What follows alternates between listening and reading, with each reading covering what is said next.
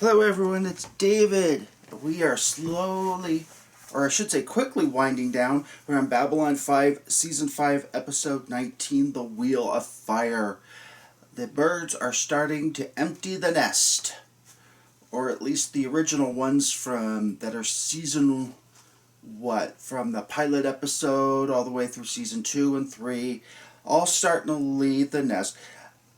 Jakar has come back and he's greeted at customs by a throng of his own people.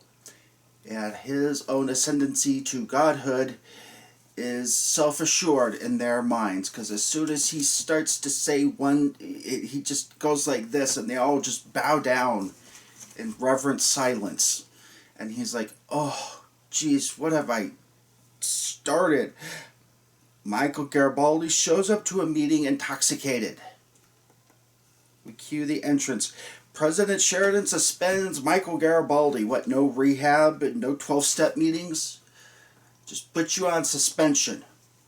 What, does that mean he can work with pay, without pay? What does that mean? Exactly. Don't touch on a lot of these things. So, we learned there are a dozen more attacks with Remember Byron occurring recently. And where's Byron's last girlfriend hanging out at? She's hanging out at Babylon 5.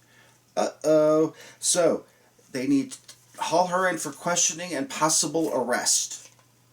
So Captain Lockley and Zach Allen are under orders to arrest Lyta Alexnder for the Psi Corps attacks. But before then, Captain Lockley goes to talk to Michael Garibaldi, and she admits that she was an alcoholic, just like Michael Garibaldi, until Zoe died. Or at least that's what she implies, and we found out, on the Day of the Dead, that that's in fact what happened. A security team tries to arrest Lyta Alexnder, and she's basically you cannot harm someone touched by Vorlons, and all of a sudden, bzz, you hear a PPG, and it's pointed right at her brain. And the one other person on Babylon 5 touched by the Vorlons, Sheridan, is there.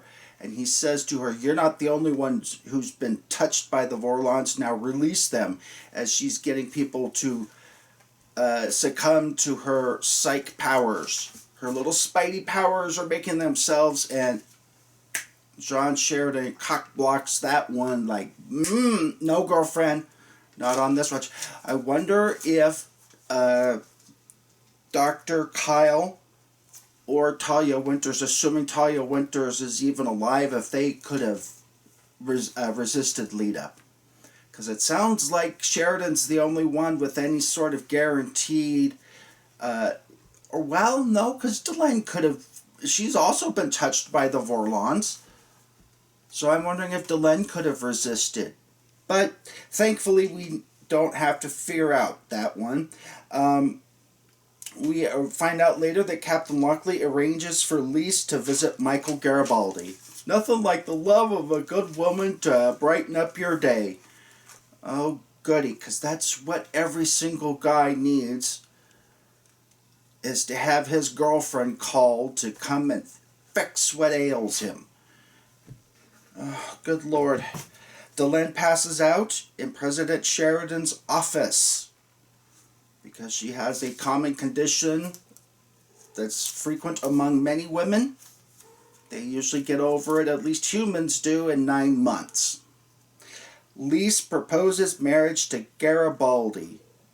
Dr. Franklin tells President Sheridan that Delenn is in fact pregnant. Michael Garibaldi talks to Lyta, and they come to an agreement.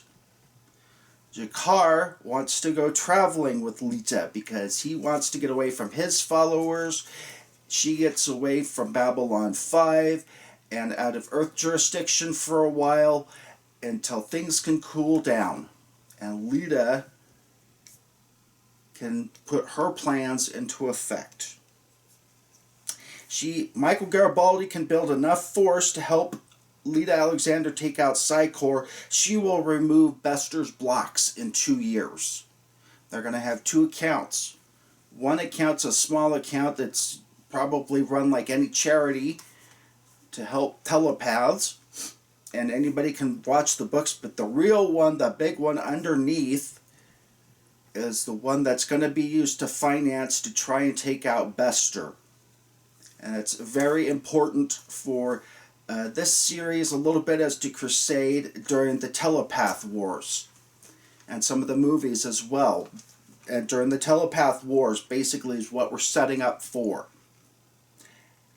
But Garibaldi wants to know exactly what the Vorlons did to Lyta. Exactly how can she take out Bester's level 12 blocks. And all of a sudden, she turns around and white-eyed Lyta shows herself to Garibaldi as a Doomsday telepath created by the Vorlons as a last resort.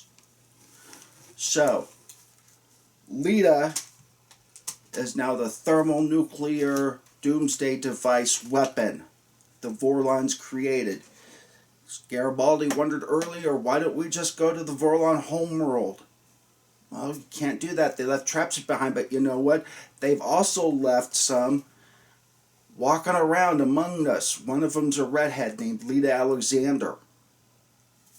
So, at any rate, like, comment, subscribe. We are down to our last few episodes of the regular series of Babylon 5. So, as always, though, in the meantime, I will see you next episode. Objects in motion.